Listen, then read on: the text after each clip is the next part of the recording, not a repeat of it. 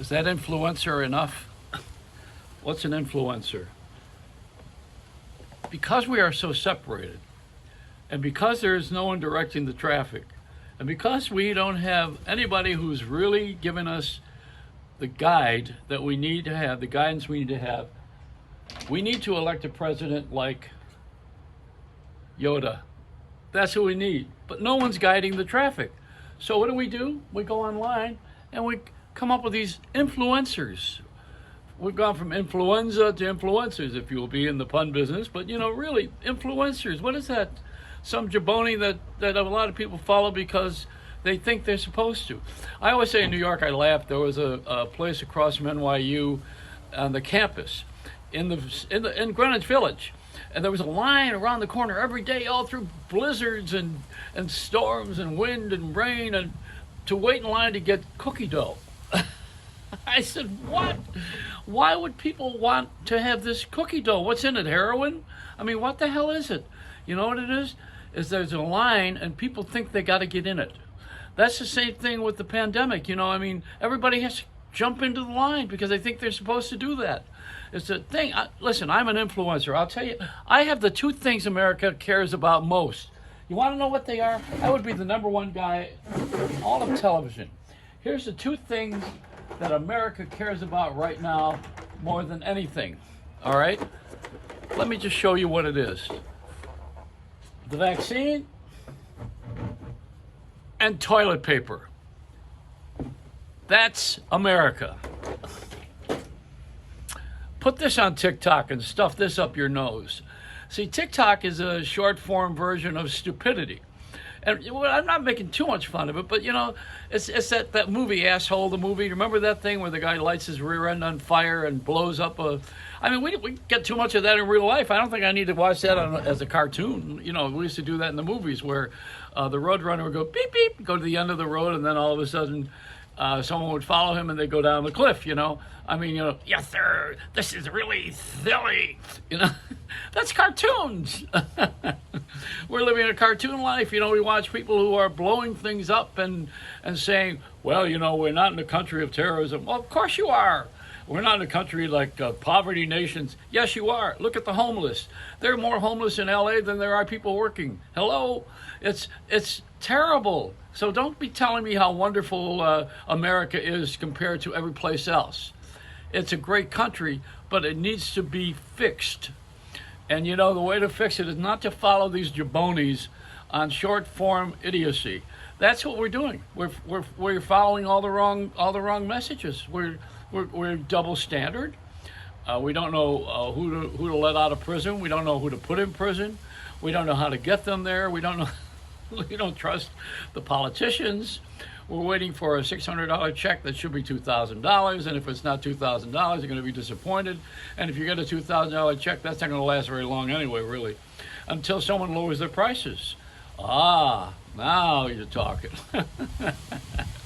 Less prices, lowering the rent, lowering the taxes, lowering everything.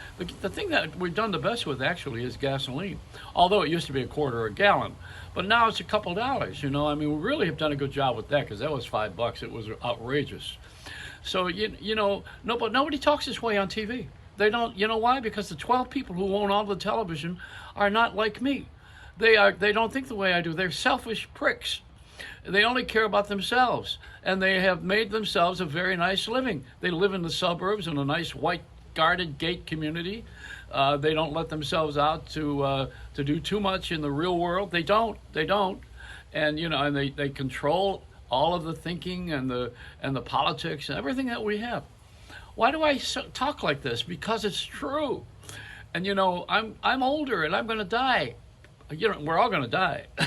I hope not today, but you never know.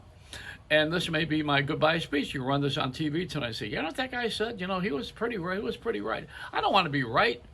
I want change. I want us to change. We need to get rid of a lot of this crap. And one of the ways to do it is to put in place again. Listen to this one now.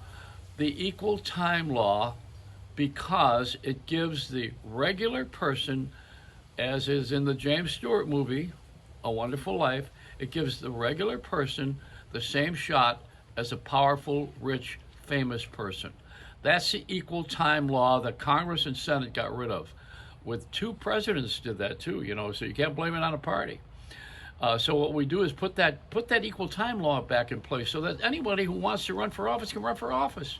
And if you're going to run for office and you got people who want to vote for you, you need to have the same time as people who have a lot of money and power. And that's the FCC, Federal Communications Commission. You've also heard me say so many times, if it begins with F, it ends with a K. This is the way it goes in our government because we built it that way. And you can rebuild it, you can tear it down, not physically. Nobody has to really blow anything up. You just got to really understand how to do this from the inside. And I want you to know that I'm one of those guys. I belong on television every day doing this. You know why? Because the people on television don't belong on television, many of them. I think today I saw a black girl on CBS Morning while Gayle King's on vacation. She was quite good. From LA, very talented, young and perky and smart, and did some really smart interviewing too. So I like that. George Stephanopoulos' wife, who's on with the talentless Ryan Seacrest, she's quite good. She's perky, she's relevant, she's got a personality and a half. Her husband's famous anyway, with ABC, but she's very good. There are a lot of good young people that belong on the air, on radio and television, and that's what we need to do. They don't have to be young, they just have to be relevant. And then you'll have leadership. And when you have leadership, then everybody won't be all over the map like we are right now. Even my conversation, which is all over the map. Why? Because there's so many issues. That's why. We got more issues than Reader's Digest used to. This is unbelievable how we have come to this place, and nobody wants to really address the core of it. The core of it is that we have to change. And one of the beginnings would be to lower the rent. How about that? Boy, that's a thought, huh? Lower the taxes for businesses, of course. Now I'm going to sound like a politician, but I don't want to sound like a politician. I really don't. I want us to know that I want you to know that I am dedicated to what I'm talking about, and I'm working on it. And I think that I don't want to be in office. I'm not running for office. I don't want to be an influencer. Don't give me that crap. Just do what's right for your family and yourself. And stay true to your profession. To thine own self be true. Shakespeare said it in the 15th century. If there was a Shakespeare, look at history. It's a Joey Reynolds rap.